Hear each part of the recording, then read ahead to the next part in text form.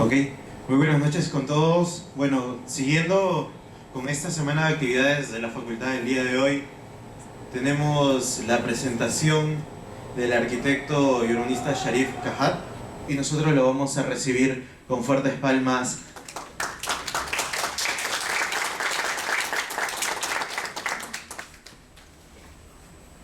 Bueno, buenas noches.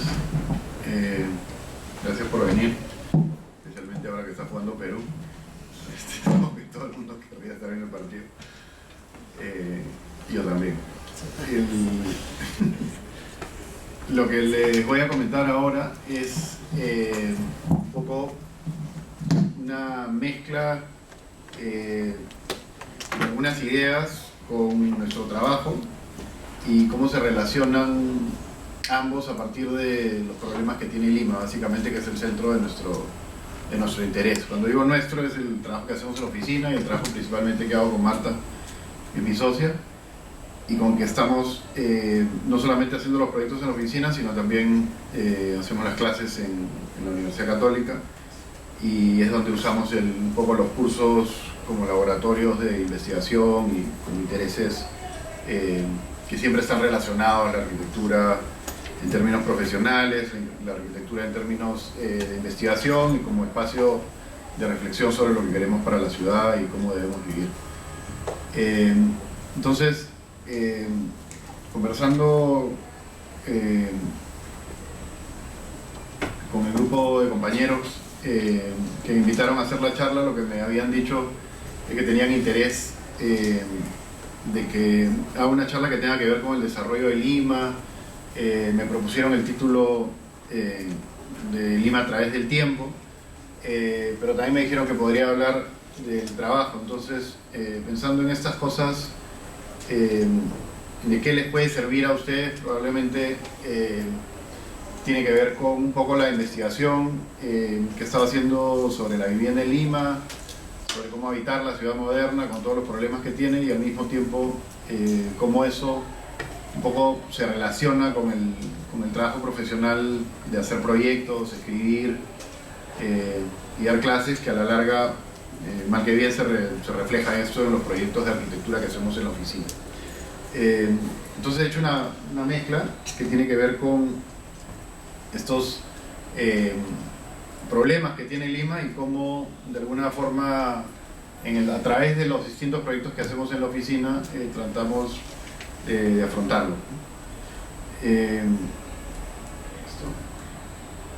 Quiero ver lo que estoy diciendo. ¿Esto funciona? Sí.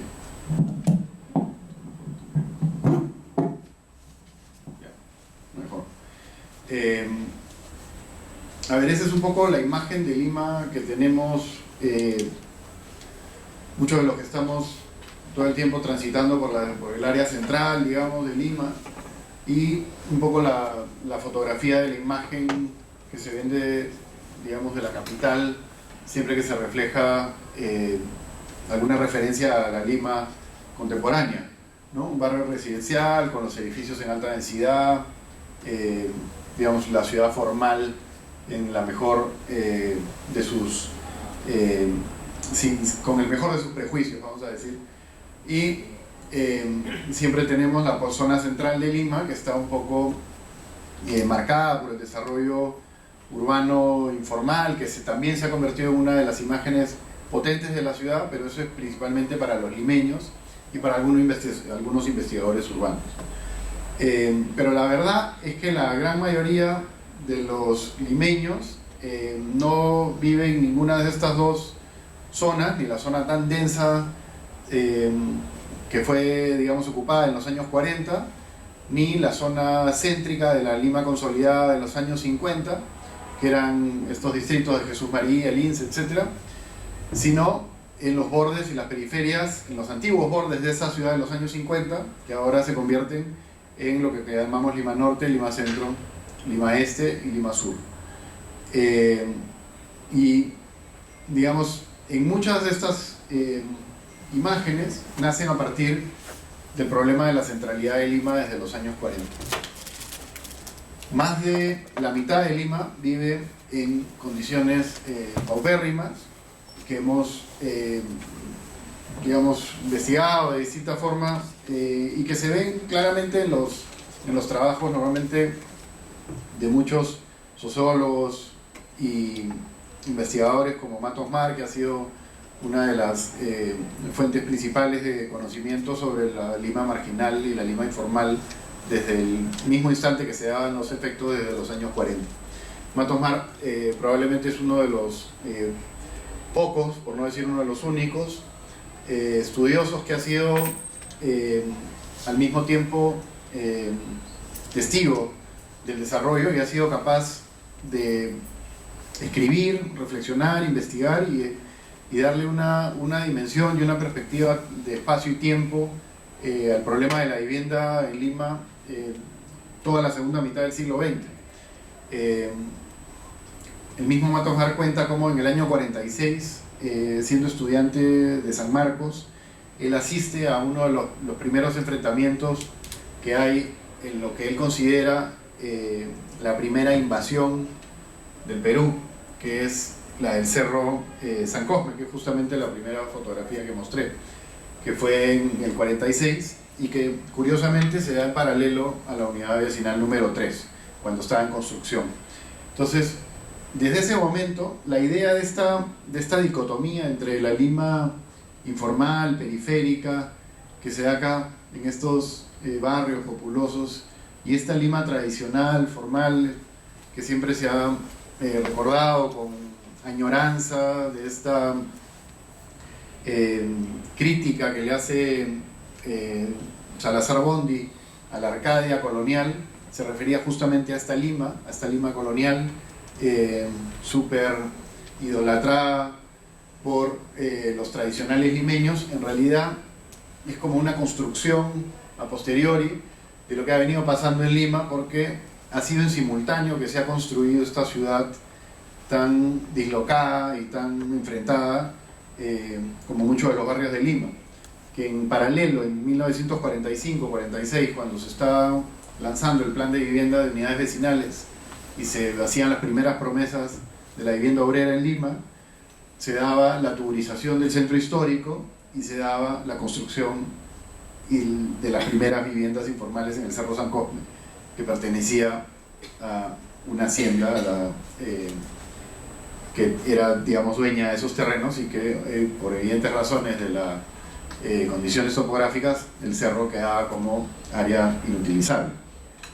A partir de ahí, el desarrollo de Lima ha ido creciendo en paralelo, con un lado, vamos a decir, medianamente oscuro, sin mucha atención, hasta mediados de los años 60, en los cuales tanto el crecimiento informal de los barrios, los que hasta ese momento se conocían como barriadas o los barrios urbanos marginales, se hace muy evidente, y la demanda de la vivienda formal también tiene un boom explosivo que genera que decenas de las haciendas alrededor del centro histórico, de lo que se conocía como el casco de Lima consolidado, comienzan a desarrollarse de manera irregular. En ese momento, digamos, el crecimiento de Lima en 1960 ya había pasado los 2 millones de habitantes, y hacia 1960 se da este primer reconocimiento, vamos a decir, del Estado de los problemas que existían en la sociedad y en la ciudad. Esta dualidad, que es San Martín de Porres a la mano derecha para ustedes y la vía expresa, o lo que va a ser en ese momento comienza la construcción de la vía expresa en el carril del Paseo de la República, y la avenida Arequipa, que es el eje que unía, vamos a decir, Balneario y Miraflores con el centro de Lima, aparecen como los grandes ejes de expansión hacia el sur. Esto todavía habían grandes vacíos en el medio. Este era el aeropuerto que hoy es la urbanización Corpac. En ese momento Corpac era el aeropuerto de Limatambo, se le conocía como tal. Y bueno, todo esto serán ya el suburbio de Lima, básicamente. En ese momento, en esta década del 60, se hace evidente la crisis tanto, o el déficit, vamos a decir, de la vivienda formal, que promueve a cientos de pequeños emprendimientos desarticulados, de chacras y haciendas que se van urbanizando un poco a la loca, vamos a decir, de forma irregular, de forma, no vamos a decir necesariamente ilegal, porque se va a confundir los términos con las invasiones, pero sí de manera informal, por más que hayan habido transacciones formales de compra y venta de terrenos, no se hacían urbanizaciones coordinadas con los planes de desarrollo, etc. Lo cual generó un desarrollo urbano de la parte sur de Lima también bastante descontrolado, vamos a decir que con el tiempo se ha ido mejorando. Sin embargo, en las haciendas del norte de Lima, que ya sufrían sus bordes y sus zonas heráceas, sufrían de invasiones y amenazas permanentes de grupos de personas que iban a ocupar esas tierras, muchas de las haciendas y las chacras se veían, entre comillas, forzados a vender, con lo cual se hacían unas urbanizaciones también de manera informal y en ese contexto, con mucho menor control y con mucho menor poder adquisitivo de la gente que hacía la adquisición de las tierras, con lo cual no se planeaba en absoluto la llegada de los servicios básicos de atención, no se planeaba tampoco los aportes de áreas verdes, mucho menos de educación, porque eso evidentemente que son cuestiones obligatorias en las habilitaciones urbanas que se hacen formalmente, significan una pérdida enorme para el desarrollo y para el negocio del inmobiliario, que normalmente tampoco eran grandes empresas, sino eran solamente los terratenientes que querían vender la tierra lo mejor que podían. En ese sentido, muchas de las invasiones y muchos de los, vamos a decir, ocupación de la tierra que ha habido en estos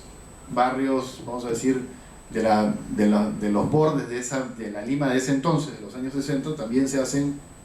como barrios muy caros, como puede ser en Camacho, por ejemplo. Si uno camina por las zonas de Surco, el barrio conocido como Camacho no tiene veredas, no tiene parques, no tiene nada, son solamente venta de terreno, ¿no? Esa informalidad y esa falta de sentido de urbanidad no es solamente un problema de barrios de pocos recursos, sino también es un problema de barrios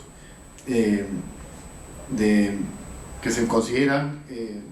de calidad de vida urbana y que en realidad no tienen ninguna calidad, no tienen ninguna condiciones de urbanidad, porque el desarrollo se hace bastante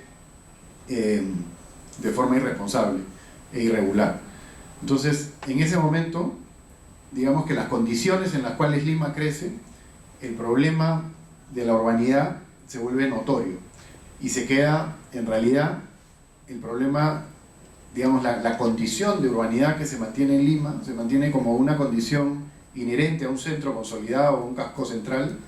y todos los bordes de Lima comienzan a crecer de forma, vamos a decirle, antiurbana. Y ese para mí es el principal problema que tiene Lima, que es un problema que nace en su desarrollo moderno, tanto en la Lima informal como en la Lima formal, tanto en los barrios de la periferia norte como en el este, como en el sur.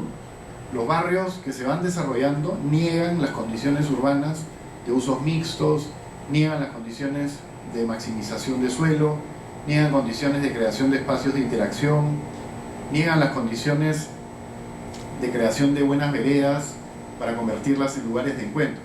Todas estas cuestiones que son básicas, inherentes y, vamos a decir, intrínsecas a la ciudad tradicional, que se veían en ese momento como una cuestión,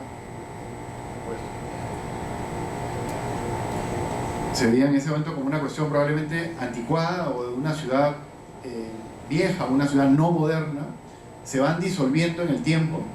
y, por un lado, se evita.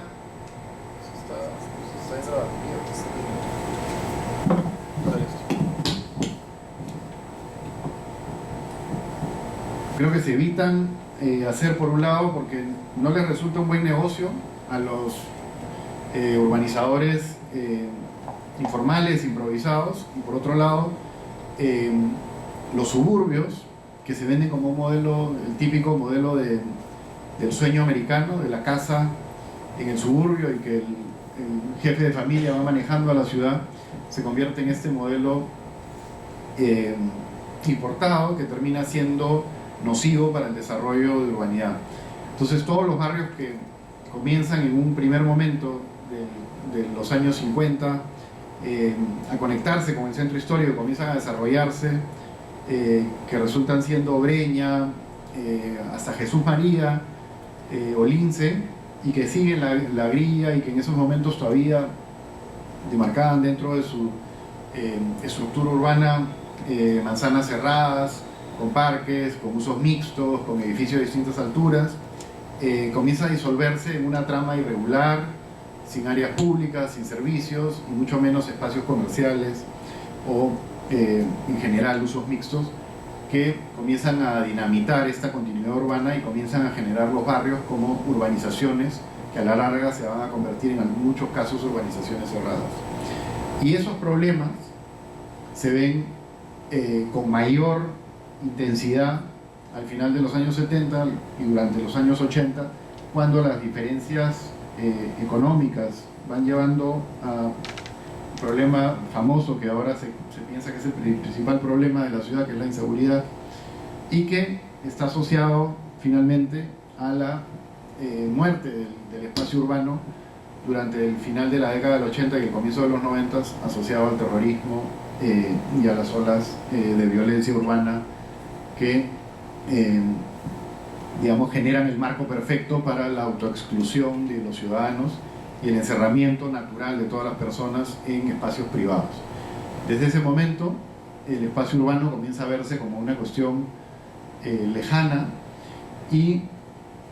comienzan a darse toda esta sensación de que en Lima ya no hay ciudadanos, sino son solamente habitantes, y los vecinos ya no son vecinos, sino son solamente residentes. Es un juego de palabras, pero que si lo piensan bien, es el origen del problema. Los vecinos deberían buscar un espacio de convivencia, mientras que los residentes solamente están pensando en su espacio privado. Y ese es un poco lo que tenemos hoy en día. Una acumulación de residentes que no son capaces de pensar en la convivencia comunitaria. Y ahí es el primer fracaso de los espacios urbanos de cualquier barrio de Lima. Además, este problema de los residentes en los distritos y no hay ciudadanos que piensen en el espacio metropolitano es que no nos permite pensar en el bien común. Y eso también es un problema del, digamos, desgaste que ha tenido la capacidad de pensar en el otro, en lo ajeno. Y ahí, digamos, estas fotos de Lima aéreas, un poco como la gente lo ve. La ciudad es un espacio de nadie, no es un espacio de todos, sino es un espacio de nadie. Y ese espacio de nadie se refleja en la actitud de muchas personas, la gran mayoría de limeños que salen a las calles y sienten que están transcurriendo por un espacio, entre comillas, de nadie. La calle no es de todos, sino la calle es de nadie, por eso hay que salir rápido de esa calle y guardarnos en espacios donde podamos segregar al otro, no importa quién sea. Acá lo importante es estar en un espacio privado. Y ahí radica el problema de nuestra incapacidad de generar espacios de convivencia. A esto hay que sumarle que somos, bueno, en este momento más de 10 millones de habitantes. El INEGI está a punto de dar las cifras las cifras oficiales del último censo del 2017, pero ya los primeros resultados dan que somos más de 10 millones de limeños. Y uno de los problemas de eso, o digamos, el principal problema de eso es que todos los problemas que he venido señalando del desarrollo urbano de Lima, lo único que hacen es agravarse con la cantidad de personas que siguen habitando la ciudad y que siguen dependiendo principalmente de los mismos centros laborales, los mismos centros políticos y los mismos centros, espacios urbanos para los servicios. En concreto, el problema, digamos, lo he listado un poco aquí para tener un poco a qué vamos a reaccionar con el trabajo. Por un lado, el crecimiento horizontal descontrolado, que no tiene, digamos, fin con la especulación de los terrenos que se da en los bordes de la ciudad, que es otro problema que más adelante voy a desarrollar, pero es una cuestión que me parece fundamental, que es que no se puede conocer algo si uno no conoce sus límites, uno no conoce sus bordes. La gente es incapaz de imaginar Lima, principalmente porque no sabe ni siquiera dónde acaba. tampoco sabe dónde comienza. Y ese es uno de los problemas principales que tiene que enfrentar, digamos, este próximo alcalde, no como el penoso y ya saliente alcalde Castañeda, que ha sido incapaz, ha pasado 12 años en el gobierno y ha sido incapaz de pensar en un plan para Lima. Y no solamente eso, sino que el plan que había, que ha podido mejorarlo y ejecutarlo, implementarlo, no lo hizo y ha dejado pasar el tiempo y ha dejado destruir todo el trabajo y el tiempo que se había avanzado previamente. Con eso, lo único que hacemos es dejar en manos de la mafia organizada el tráfico de tierras y dejar que Lima siga creciendo descontroladamente. Por otro lado, la privatización del espacio público se da en todos los barrios. No es un problema de ricos o de pobres. Las calles cerradas con rejas se dan tanto en Villa El Salvador como en La Molina o en Camacho o en Villa María del Triunfo. Todos quieren vivir en una calle cerrada, todos quieren tener una reja delante y un muro delante, y eso los hace sentir mejores personas, probablemente porque creen que están más seguros. Estos espacios están terriblemente representados por muros de contención, rejas, guardias de seguridad, etc. Estos espacios generan una discontinuidad física y social que muchas veces la arquitectura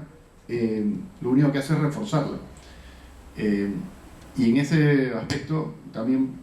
es una de las cuestiones fundamentales de nuestro trabajo, que la gente cree que la arquitectura no puede hacer nada frente a eso. Yo pienso todo lo contrario. Cada proyecto que se hace, por más pequeño que sea, tiene una relación normalmente con la vida urbana. Y si ese proyecto no es capaz de mejorar la relación con la calle y con el ciudadano, es imposible que la suma de estos proyectos pueda darnos una mejor ciudad. Por tanto, el déficit y la privatización del espacio público aumenta o, digamos, empeora, ¿no?, las condiciones de esta Lima que no conoce bordes, ¿no? Esta es una condición natural, digamos, de los parques de Lima, estar enrejados y pensar que los parques abren y cierran cuando son espacios públicos. Y de esto se encargan los vecinos, y cuando no lo hacen, las municipalidades probablemente lo hacen de forma, vamos a decir, por iniciativa propia, pensando que van a mejorar la calidad de vida de sus vecinos. Es tan triste la situación que el último gobierno del alcalde Castañeda, ¿no?, el penoso gobierno del alcalde Castañeda, ha convertido lo que eran los parques zonales en clubes, ¿no? Clubes privados a los cuales hay que pagar entrada para ser exclusivo y ser un espacio excluyente, ¿no?, de interacción social privilegiada para algunos. Eso es lo que ha hecho con los espacios públicos de los parques zonales de diversión popular, que es un poco lo mismo que esto.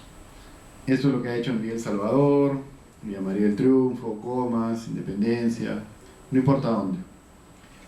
Esto es uno de los pocos espacios de Lima abiertos, conectados y que permite disfrutar del espacio y la geografía de Lima. Y esto no puede ser que solamente sea espacio de algunos pocos distritos, cuando la costa tiene kilómetros de largo y no hay quien se ocupe de ello. Por otra parte, la demanda del suelo urbano también tiene que ver con la arquitectura y tiene que ver con la manera como uno imagina la ciudad. Y para eso también hay una respuesta, que es que no se puede pensar la ciudad si no se puede pensar la ciudad en densidad. La ciudad es la acumulación de personas, no es solamente la construcción de metros cuadrados o el cerramiento de algunos espacios. Para eso necesitamos que el espacio sea utilizado, y la demanda de suelo que se está dando en Lima o que se viene dando hace décadas, en vez de responderse con una mayor dotación de infraestructura para los espacios urbanos existentes, que resulta además lo más barato, lo más eficiente y lo más sostenible, lo que se ha hecho en Lima es, y la lógica del desarrollo urbano en todo el Perú, es la contraria, es contra natura, vamos a decir, es extender los bordes de la ciudad, encarecer los servicios, tener que llevar agua, luz, educación, transporte, pistas, veredas, parques, a lugares recónditos de Lima, además con pendientes, accidentes geográficos, pensando que el suelo es más barato. Es una lógica absurda que ha sido completamente demostrado que es lo más insostenible, lo más caro que hay a largo plazo, y construir una casa en 20 años siempre va a ser peor que tomar un préstamo, y sin embargo los gobiernos sucesivamente siguen apostando por esto. Esta demanda además, como podemos ver en Caraballo, por ejemplo, que es el distrito que más ha sufrido esta demanda de suelo urbano de Lima en los últimos, Ate y Caraballo han sido ambos los distritos que más han reconvertido el espacio de pequeñas chacras y espacios agrícolas en espacios para nuevas urbanizaciones. Y esas urbanizaciones normalmente, como pueden ver en este proyecto, que te venden lotes, básicamente, en este caso sí es con servicios, son servicios de agua y luz, punto. No hay colegios, no hay tiendas, no hay nidos, no hay supermercados, nada. No hay nada que uno pueda hacer a pie, todo lo tiene que hacer en auto, todo el tiempo que uno pierde y encarece. Es impresionante, sin embargo, ese es el modo de vida que se está proyectando en la ciudad. Y por otro lado está este modo de vida que tiene los mismos problemas que el otro, pero además tiene el problema de la inseguridad de la construcción de las viviendas. Y aunque parezca imposible llegar a espacios como estos, se siguen repartiendo los lotes y se siguen expandiendo, porque incluso en esos espacios hay cierta especulación de suelo. Esos lotes terminan teniendo un valor, y aunque nadie habite, muchas veces se hace la posesión y después se negocia con esos terrenos. Eso genera horas que se suman en días, que se suman en meses y a la larga se suman en años de horas perdidas de personas en el tráfico. ¿Por qué? Porque se tienen que desplazar durante horas para poder acceder a la educación, horas para acceder a un servicio decente de salud, bueno, espero que sea decente, horas para poder acceder al comercio, y así espacios como estos, que son el fin de Lima, que es el encuentro de Caraballo con Ventanilla, se sigue especulando que va a llegar la gente y que va a transportarse en varias formas, con mototaxi, probablemente un colectivo, después otro colectivo, después esperamos algún espacio de movilidad rápida como el tren o de repente el metropolitano, y así se pasan la vida. Además de eso, estos barrios, muchos de estos barrios y muchos de estos desarrollos, como estos proyectos de mi vivienda, lo único que generan son exclusión de espacios comunitarios, segregación de suelo y segregación sobre todo de usos. Estos espacios tienen que salir y no se dan cuenta que este espacio es mucho más inseguro porque no hay tiendas, no hay servicios sociales, no hay ninguna comunicación entre los vecinos. Y estos espacios se quedan abandonados igualmente en la tarde porque no hay vivienda y no hay espacios de desarrollo ni interacción social. Estos espacios de segregación, de actividades y de uso, lo único que hace es empobrecer la calidad de vida tanto de gente con muchos recursos y la gente de pocos recursos. En cualquiera de los casos es una pérdida de oportunidad de generar mejores espacios urbanos. Y finalmente, la negación de la calle como problema central del arquitecto, donde vemos este tipo de proyectos promovidos por el gobierno, además con grandes pompas, ¿no?, políticas, que generan estas esquinas, que generan básicamente las posibilidades, altas posibilidades de crimen que se da normalmente en estos bordes y que no hay registro de ello porque no hay ninguna comunicación con los vecinos. Ese es el problema físico, vamos a decir, más cercano que el arquitecto puede atacar directamente en su proyecto, que está en sus manos, que debería poder convencer a cualquier cliente y que además debería exigirse desde la municipalidad para aprobar un proyecto de estas dimensiones que afecta a varios lados de la ciudad, no poder tener una relación tan desastrosa, desagradable y además peligrosa con la calle.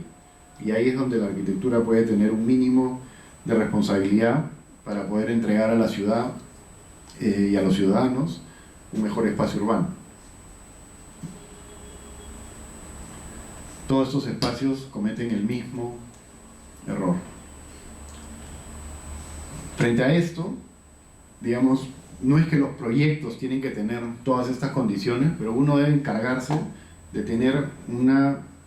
herramienta, vamos a decir, de una visión urbana para poder proyectar siempre dentro de estas lógicas. Las lógicas tienen que ver con la ciudad policéntrica, ciudad compacta, ciudad abierta, permeable y una ciudad interconectada. Construir la ciudad compacta y permeable desde la arquitectura es posible porque se va haciendo de a pocos, se va haciendo proyecto a proyecto y se va haciendo a través de cuestiones fundamentales que son las que voy a explicar ahora, que tiene que ver con la propuesta que se puede desarrollar, no de todos en un solo proyecto, porque eso es imposible casi, pero sí tener esto en cuenta para el desarrollo de los proyectos que se van haciendo o que van a ir haciendo a lo largo de su vida.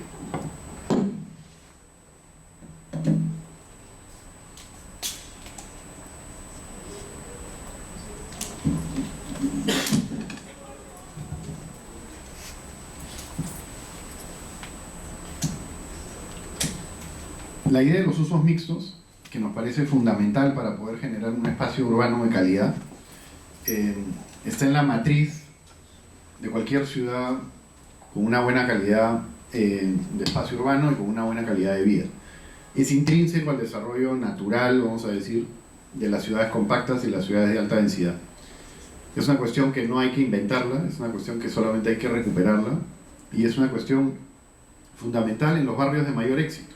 Comercialmente, además, es una, vamos a decir, una fórmula conocida de éxito que de manera increíble todavía no se reconoce entre los promotores y las autoridades que rigen el desarrollo urbano de Lima. Los, digamos, alcaldes, hasta cierto punto, terminan aceptando la decisión de algunos pocos vecinos que exigen la residencialidad, entre comillas, de los distritos y acaban con el espacio urbano de estos distritos por temor a la bulla, por temor al otro, y no son capaces de promover la diversidad ni de generar, además, desde la ignorancia, rechazan el espacio urbano de uso mixto y rechazan la seguridad de las calles que se da con eso. Solamente hay que ver cualquiera de estas calles, que puede ser en cualquier parte del mundo, en Canadá, pero también en Lima, donde la generación de espacio, la generación de comercio y además la riqueza que eso trae, produce un espacio seguro, iluminado, activo y mucho más agradable para cualquiera de los ciudadanos, tanto para los vecinos como para los visitantes. Y esa es una de las claves que hay que interactuar. Tanto estos espacios del Cercado de Lima como la Victoria son espacios donde la gente está en las calles y no pasa nada. Lo normal es que esos espacios sean espacios,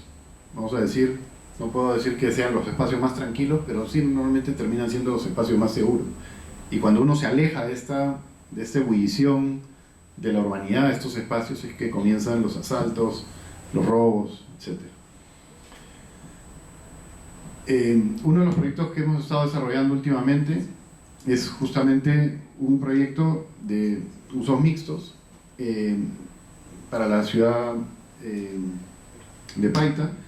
donde proponemos interactuar con una serie de programas que nos habían pedido de forma separada, que tiene que ver con la creación de espacios comerciales pequeños, la creación de unos cines, restaurantes, un hotel y unos espacios comerciales que puedan ser destinados a supermercados o bancos, dependiendo. Lo que nos interesaba en este proyecto era poder explorar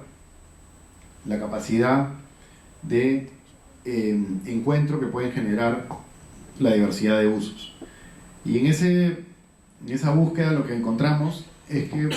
en esa ciudad el único espacio de éxito social que existe en Paita es un espacio pequeño donde hay un poco de sombra, porque hay un par de árboles y hay un par de, vamos a decir, cafeterías que atiende que la gente pueda encontrarse, tomar algo, quedarse un tiempo y luego salir. El resto de espacios o no tienen sombra, o tienen mucho comercio, pero no hay donde sentarse, y el resto de espacios no hay, es apenas el malecón, que no siempre está usado porque en muchas partes del malecón que da a la playa es un espacio muy bonito, muy agradable, pero no hay nada que hacer ahí. Entonces, revisando un poco el espacio urbano, nos dimos cuenta que lo que teníamos que hacer primero era ofrecer un espacio de encuentro, hacer que sea climáticamente cómodo, darle sombra, generar cierta frescura con estos chorros de agua, generar espacios de entretenimiento en la planta baja, y a partir de ahí lograr que la gente pueda encontrarse, y en ese encuentro aprovecharlos para darle, digamos, todas las comodidades y ofrecer los productos que la gente quiera vender en estos espacios. Uno de las anclas iban a ser los cines, que normalmente son espacios que atraen a la gente más allá de lo que pueda pasar en la planta baja, que van a ser restaurantes o tiendas de diverso interés, y lograr que estos espacios sean frescos, que tengan digamos, áreas verdes que puedan refrescar el ambiente, y con eso poder lograr un espacio de encuentro.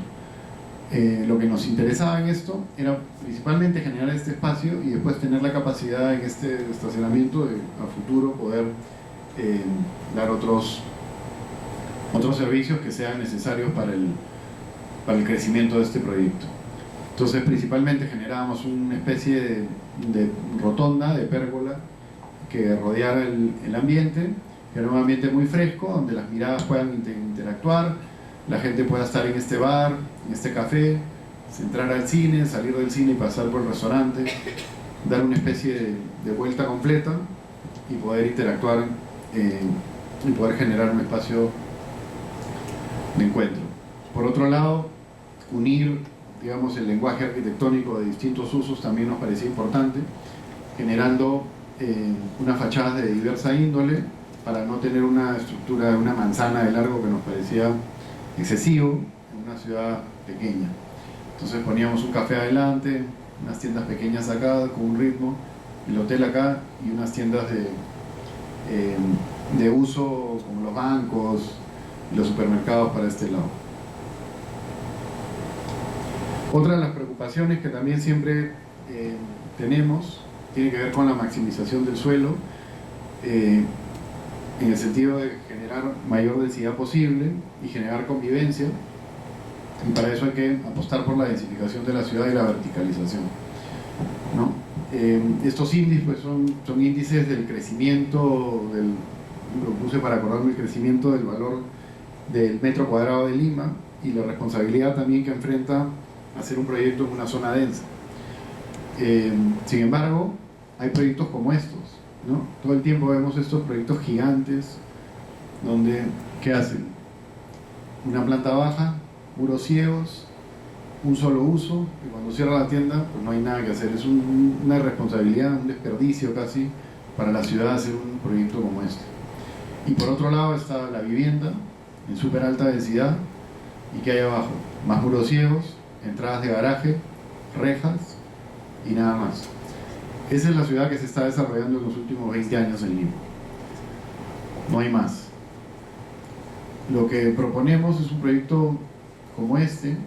en el cual hemos intentado maximizar las relaciones de los vecinos, que si bien teníamos la dificultad de que tienen, digamos, el interés de poder compartir algunos espacios como los que hemos proyectado, no tenían ningún interés en relacionarse a la ciudad por cuestiones de lo que hemos estado mencionando, de la inseguridad y el miedo al otro. Entonces, lo que nos planteamos en este proyecto no solamente fue la maximización del suelo permitido para la vivienda en este espacio de Lima, que son 7 pisos, sino crear estos espacios de encuentro tanto en planta baja como en la planta de la mezanina intermedia, para generar lugares de relaciones y tener estos espacios de usos mixtos o de usos diversos, vamos a decir, salas de uso múltiple, que permite generar cierta convivencia entre los vecinos. esos espacios ayudan a la creación, digamos, de un sentido de convivencia mucho más amable, donde hay unos encuentros, vamos a decir, casuales hasta cierto punto, y que a través del patio central, uno también saliendo de su casa, tenga esta relación tanto, vamos a decir, inesperada y al mismo tiempo, digamos, como de acuerdo de que hay un cierto registro entre las personas y que van a ir conociéndose, si es que ya no se conocen, poco a poco. La fachada, de hecho, refleja una búsqueda de digamos, lo que hacen los balcones limeños, que es ver sin ser visto, ¿no? Una privacidad y al mismo tiempo ver solamente en ciertos espacios, y que es una cuestión de la que buscaban ellos y que nosotros hemos interpretado de esa forma, ¿no? En este corte lo que se puede ver es que hay, digamos, una vida diversa de los tipos de personas con las necesidades distintas que se van a dar, y lo que buscamos es encontrar pequeños momentos para poder generar espacios de encuentro entre los vecinos, y a partir de esta convivencia, vamos a decir, que se pueda dar en un espacio de vivienda colectiva, que sea realmente colectiva y que no sea un espacio solamente de una acumulación de vecinos que quieren tener una vida privada, que es lo normal en estos días en los edificios de vivienda. No son edificios de vivienda colectiva, sino son solamente edificios de vivienda que es la acumulación de vivienda individual y no la vivienda colectiva. Otro aspecto que nos interesa mucho recalcar es la vocación pública de los edificios, que es importante decir que no es que el edificio sea público, sino pensar la arquitectura al margen del programa que alberga, pensar cómo ese edificio puede generar una vocación pública. La diferencia principal está en que cuando uno dice edificio público, normalmente piensan en los edificios del Estado, ¿no? Que le pertenecen al sector público. Y eso es un error, porque hoy en día no solamente el Estado, bueno, no produce arquitectura porque no existen concursos y no le interesa, y lo único que hace es contratar a constructoras a todo costo que le dan gato por liebre, básicamente, pero los espacios de encuentro ya no son una exclusividad de lo público o del Estado, sino muchos de ellos son edificios privados al servicio del público. Y ahí hay una diferencia enorme entre hacer un edificio privado excluyente y un edificio privado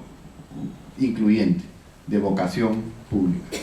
Y eso es lo que me interesa compartir, que la idea de esta vocación pública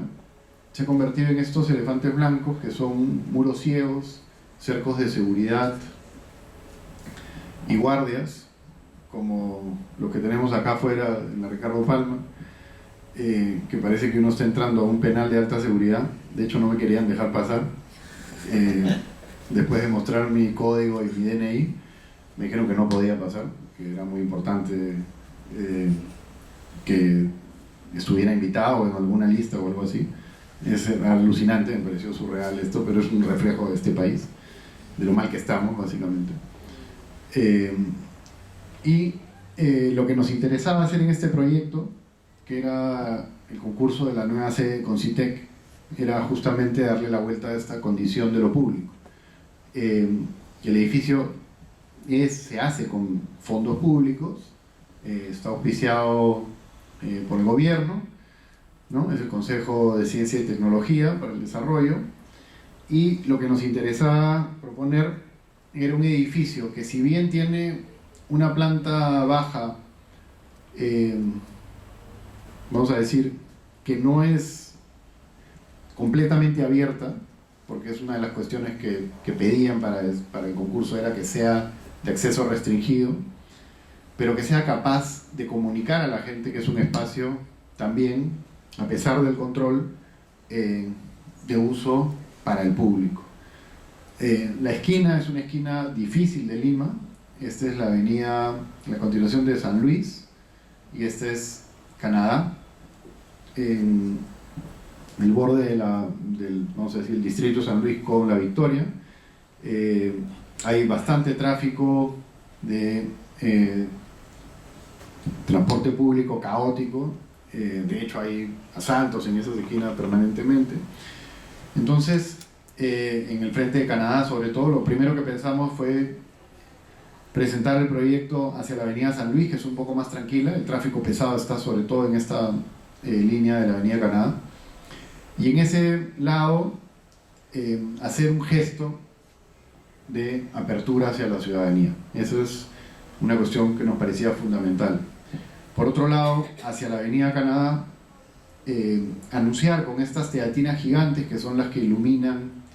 el espacio de exposición que estaba en el sótano, en el semisótano de este proyecto,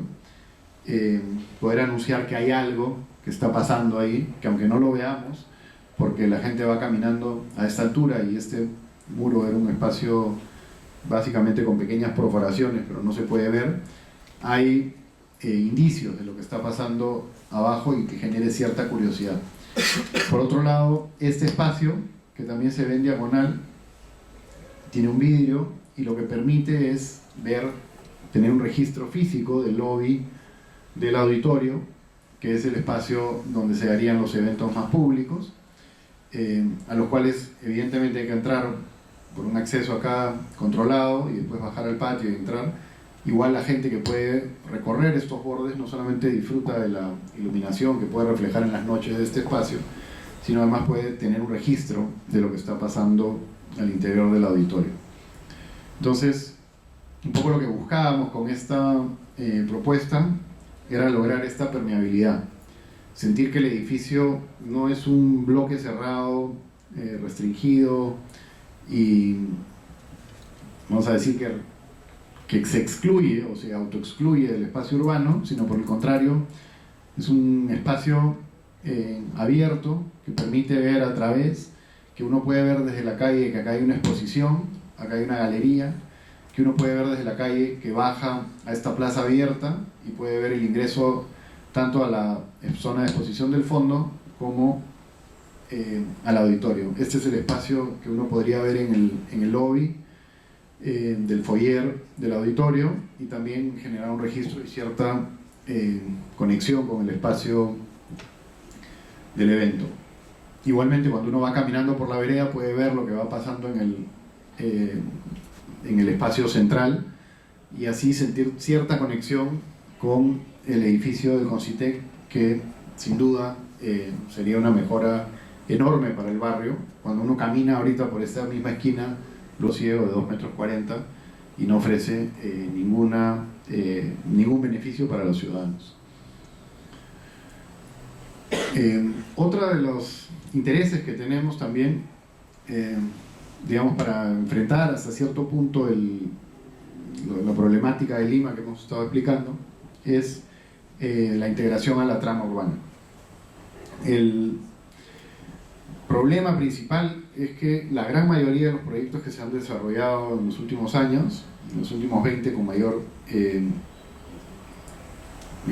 fuerza sucede esto, son espacios autoexcluyentes que se instalan o se emplazan de mala manera en sus entornos, porque normalmente niegan la relación con el espacio urbano, ya sea a través de una reja en el mejor de los casos, o un muro ciego en el peor de los casos. Son proyectos que podrían estar en cualquier parte de la ciudad porque no tienen ninguna relación ni empatía con el entorno. Entonces, lo que nos interesa es generar estos espacios urbanos donde puedan encontrarse estas relaciones con la ciudad. Este es un proyecto que estamos desarrollando en un barrio en Corpac, un barrio, digamos, de limítrofe entre Surquillo y San Isidro, donde muchos de los proyectos se hacen negando el espacio urbano, y lo que nos interesa, uno de los principales intereses que tenemos es generar una relación de pequeñas viviendas con relación al espacio urbano. Esto podría ser un típico edificio con una reja afuera, ver los autos cuadrados acá en la puerta, poner 3 pisos, muro ciego y se acabó. Y lo que nos planteamos fue generar la misma densidad posible, maximizar el suelo, maximizar el proyecto y generar una mejor relación con la ciudad. El corte, la relación que van a tener los usuarios es a través de esta escalera, y lo que tenemos claro es que el espacio intermedio está mediado por este pequeño balcón con una reja. Es imposible tener una casa abierta, vamos a decir, a la ciudad, que alguien quiera comprarla. Pero lo que hemos buscado es que la sensación de apertura se dé a través, esto es una reja bastante fina, transparente, y en vez de dar contra un espacio seco, hay un espacio de plantas, y de ahí se va al espacio de integración de sala-comedor y se va a un patio trasero, con lo cual no solamente va a haber buena ventilación e iluminación, sino hay una cierta profundidad que uno va a poder ver. No va a poder ver a las personas haciendo las actividades por la perspectiva, pero va a haber un reflejo y un espacio de luz que permite cierto manejo, vamos a decir, de una perspectiva agradable con la calle, y no un muro ciego como normalmente se da en estas casas, ¿no? Son casas muy pequeñas, que en realidad son departamentos. Lo que hemos hecho, en vez de tener un departamento flats tradicionales, lo que hemos hecho es partirlos de forma transversal y generar estas pequeñas casas y buscar esta iluminación y esta transición en la parte baja. Y más adelante, evidentemente, son estos espacios mucho más privados, que son los dormitorios, tanto acá como en el tercer piso, y bueno, los depósitos en la parte alta, como digamos cualquier vivienda que tiene un depósito en el techo. Estamos bastante contentos con el resultado de esta, digamos, transparencia y espacio de amabilidad que hay en la calle, y no llegar siempre a este muro ciego, ¿no?, que es un poco la tradición. Y al interior tener estos espacios de recorrido donde la luz va cayendo por las teatinas, que un poco reemplazan la idea de las ventanas laterales. Acá no hay ventana lateral porque son casas pequeñas, estrechas, y lo que hacemos es manejar la luz cenital, y con eso mejorar el espacio interior de la casa, y a través de estos espacios de vegetación en las esquinas, manejar el tratamiento del lado más opaco, ¿no?, de las casas. Entonces, con estas 4 ideas, que es el trabajo de integración a la trama, la vocación pública, la maximización del suelo y los usos mixtos, dije un poco, desarrollamos el trabajo de la oficina y también el trabajo de investigación y el proyecto de docencia que tenemos en la Católica, que está relacionado a esta publicación de Utopías Construidas, que fue un poco el resultado de la tesis doctoral que hice hace un tiempo, y el libro que hicimos con Marta, de edificios híbridos para Lima, que es una investigación sobre las relaciones que pueden tener edificios públicos en vertical, ocupando poco suelo y maximizando las áreas públicas, y un poco el resultado de los últimos talleres que son estos temas, ¿no?, que hemos estado tratando de investigar, cómo relacionar las infraestructuras a la ciudad, donde estuvimos viendo cómo mejorar la relación del metro, de la línea 1 y la línea 2, que se está proyectando con los espacios urbanos. Más adelante hicimos la reconversión de suelos metropolitanos, de cómo muchos espacios como los palacios municipales y otras infraestructuras devenidas en espacios obsoletos para la ciudad podrían convertirse en espacios de encuentro y de servicio al ciudadano. Y básicamente las municipalidades se han vuelto una ventanilla de caja para ir a pagar impuestos, y eso dentro de poco debería ser un espacio útil para el ciudadano, para poder nutrirse, para poder tener espacios de cultura o de esparcimiento, por último, y dejar solamente de pensar que la municipalidad es un ente que nos saca la plata y nos roba. Después hemos estudiado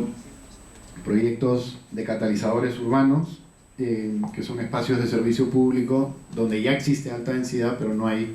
vivienda, como Rivera Navarrete o la Avenida Holguín, donde hay grandes edificios con mucha infraestructura para el trabajo y para la vivienda en algunos casos, pero no hay espacios de servicios ni espacios de encuentro. Y ahora estamos desarrollando un proyecto de investigación en la vivienda colectiva. Y bueno, aparte de esto, también yo dirijo la revista A, que es la revista de la facultad, y ahí los temas que hemos estado investigando han sido, el número 8 fue dedicado al proyecto ciudadano, arquitectura ciudadana, el número 9 fue proyectos ciudadanos, que son para en teoría la Lima que se viene, pero no sé cuántos de esos proyectos se van a hacer. Después hubo otro número dedicado al paisaje y el territorio, que era el territorio como patrimonio. Y después hemos hecho ya 2 números un poco más disciplinares que tienen que ver con el espacio arquitectónico y ahora con el lenguaje constructivo y la técnica. Finalmente, lo último que me pareció interesante mostrarles, dentro de estas mismas lógicas de interés por la ciudad, es nuestra participación en la exposición que se acaba de inaugurar el viernes pasado, que son las cartas al alcalde, que creo que han llegado a un momento preciso y con una de las personas idóneas que ha sido electa, que es uno de los 3 mejores candidatos de los casi 20 que teníamos, que creo que es una persona que creo que sabe escuchar y que creo que ha tenido alguna o varias intervenciones interesantes en Miraflores, y que podría servirle todas las recomendaciones que se han sido hechas por arquitectos y, digamos, profesionales que trabajan en la ciudad. Básicamente nuestra participación se resumía en 3 ideas importantes, y una introducción que le pedía al alcalde, básicamente lo felicitaba y le pedía que escuche a los arquitectos y que se contagie el optimismo que tenemos a la hora de hacer estos proyectos para la ciudad. Y las 3 ideas principales eran, se centraban en definir los bordes, que es una de las cuestiones justamente que les comentaba al inicio, que en Lima nadie sabe dónde comienza ni dónde termina, y que estos bordes sean zonas de reserva y áreas naturales, no solamente para mejorar la calidad ambiental de Lima, sino para poder preservar muchos de los humedales de Lima que hay alrededor y de las zonas como las lomas de Lima, que se convierten en espacios de áreas verdes y deben ser protegidos antes de que sigan siendo invadidos. Luego, conectar los espacios públicos y las áreas verdes que se dan al interior de la ciudad existentes y que están o abandonadas o no son visibles a muchos de los ciudadanos o no son accesibles, o además de los parques zonales que han sido convertidos en espacios privados de pago, y hacer de esta red un espacio de disfrute para los ciudadanos. Y finalmente, la construcción de nuevos edificios de servicio público, no solamente de vocación pública, sino de servicio, para poder dotar de infraestructura social, recreativa y de entretenimiento a todos los ciudadanos. Esas 3 ideas, el equipamiento, los espacios públicos y las áreas verdes en los bordes, son nuestras 3 recomendaciones para la ciudad. Y con esto ya termino. Gracias.